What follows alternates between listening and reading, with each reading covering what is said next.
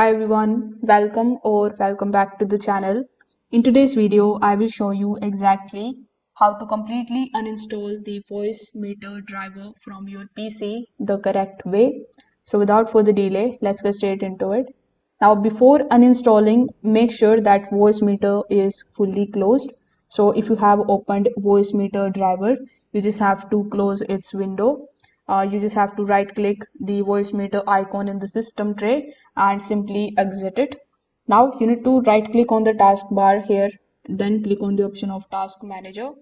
Once you are inside task manager, you just have to look for Voicemeeter or VB audio or audio engine. You can also use the search bar here on the top in order to look for any one of these. Now once you are able to find the program over here, you just have to simply right click on it and click on the option of add task. In the step 2, you just have to press Windows plus R here on your keyboard. Once you see this type of pop-up in front of you, here you need to type this command which is called appwiz.cpl. When you hit enter, this is going to open the programs and the features where you need to find Voicemeeter or Voicemeeter banana or Voicemeeter potato in the list. You just have to right click on the program and simply uninstall it.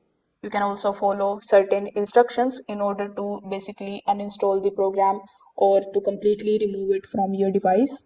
Now after uninstallation, you just have to click on the start icon here in the bottom left, then click on this power icon. From here, you just have to restart your computer. This particular step is very important because Voicemeeter install the audio drivers that only fully remove after the reboot. So you will have to do it.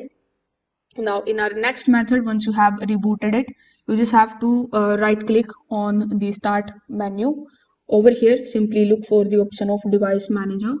Once you are here in the device manager, you just have to basically increase this particular window. Now click on the option of the view tab here on the top. Here among the given options, look for the option of show hidden devices.